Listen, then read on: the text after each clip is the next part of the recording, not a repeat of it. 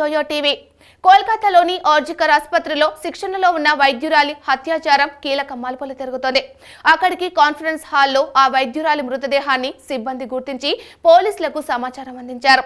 వారు సీసీ కెమెరాలో ఉన్న దృశ్యాల ఆధారంగా మరుసటి రోజు నిందితుడిని అరెస్టు చేశారు. ఈ ఘటన దేశవ్యాప్తంగా సంచలనం సృష్టిస్తోంది.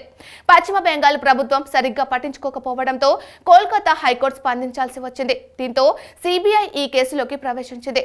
ప్రస్తుతం ఈ కేసును విచారిస్తోంది. ఈ క్రమంలో దేశ సర్వోన్నత న్యాయస్థానం కూడా ఈ కేసు విషయంలో ఎంట్రీ ఇచ్చింది. సుమోటోగా స్వీకరించి మంగళవారం సుదీర్ఘ విచారణ జరిపింది. ఈ క్రమంలో ఆడపిల్లలకు భద్రత కల్పించాల్సిన బాధ్యత అందరిపై ఉందని వ్యాఖ్యానించింది. మహిళా వైద్యురాలిపై దాడులు జరగడం దారుణమని పేర్కొంది. భవిష్యత్తులో ఇలాంటి సంఘటనలు జరగకుండా కఠినమైన చర్యలు తీసుకోవాలని కేంద్ర, రాష్ట్ర ప్రభుత్వాలను ఆదేశించింది. మరోవైపు ఈ కేసులో బుధవారం చాలా కీలకమైన మార్పులు చోటు చేసుకున్నాయి. ఈ కేసు విచారణలో సిబిఐ కీలకమైన అడుగులు వేసింది. దీంతో ఏం జరుగుతుందోనని ఆసక్తి సర్వత్రా వ్యక్తమవుతోంది. శిక్షణలో ఉన్న వైద్యురాలుపై అత్యాచారం జరిగిన తర్వాత ఈ కేసులో నిందితుడిని భావిస్తున్న వ్యక్తిని పోలీసులు అదుపులోకి తీసుకున్నారు.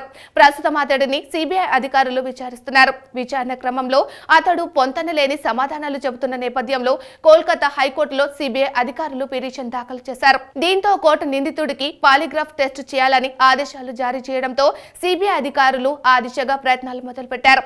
మరోవైపు ఆర్జికర్ ఆసుపత్రి ప్రిన్సిపల్ కి కూడా పాలిగ్రాఫ్ టెస్ట్ చేసేందుకు అధికారులు ప్రయత్నాలు చేస్తున్నట్లు తెలుస్తోంది. ఆగస్టు 9న ఆ వైద్యురాలి మృతదేహం సెమినార్ హాల్లో లభ్యమైంది. ఆ తర్వాత 2 రోజులకు ప్రిన్సిపల్ ఘోష్ తన పదవికి రిజైన్ చేశారు. అప్పట్లో ఆయన వ్యవహార శైలిపై అనుమానాలు వ్యక్తమయ్యాయి.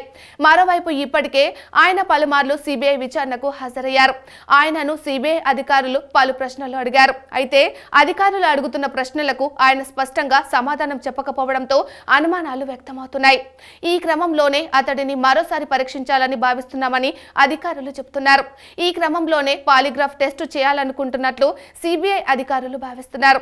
ఆ వైద్యురాలి మృతదేహాన్ని చూసేందుకు ఆమె తల్లిదండ్రులకు 3 గంటల పాటు ఎందుకు ఎదురు చూసేలా చేశాడనే విషయంపై ఆరా తీస్తామని, ప్రధానంగా మాకు ఈ అంశంపైనే అనేక అనుమానాలు ఉన్నాయని సిబిఐ అధికారులు చెబుతున్నారు. మరోవైపు ఈ కేసులో సంజయ్ రాయ్ అనే వ్యక్తిని పోలీసులు అదుపులోకి తీసుకున్నారు. అతడే ఈ దారుణానికి పాల్పడ్డాడని పోలీసులు అనుమానిస్తున్నారు. అతడు పశ్చిమ బెంగాల్ ప్రభుత్వం నియమించిన సివిల్ వాలంటీర్. అతడికి ఆసుపత్రిలో అన్ని విభాగాలలోకి ప్రవేశించేందుకు అనుమతులు ఉన్నాయి. అందువల్లే అతడు ఈ దారుణానికి పాల్పడ్డాడని తెలుస్తోంది. మరోవైపు అతడు కేసు విచారణలో సిబిఐ అధికారులకు సహకరించడం లేదు. అధికారులు అడిగిన ప్రశ్నలకు పొంతన లేకుండా సమాధానం చెప్తున్నారు. ఈ క్రమంలోనే అతడిని పాలిగ్రాఫ్ టెస్ట్ చేయాలని భావిస్తున్నామని సిబిఐ అధికారులు కోల్కతా హైకోర్టు నుంచి అనుమతి తెచ్చుకున్నారు. దీంతో ఈ కేసులో ఇద్దరికి సిబిఐ అధికారులు పాలిగ్రాఫ్ టెస్ట్ చేసినట్లు తెలుస్తోంది. అయితే అందులో సంచలన నిజాలు బయటపడ్డట్టు తెలుస్తోంది.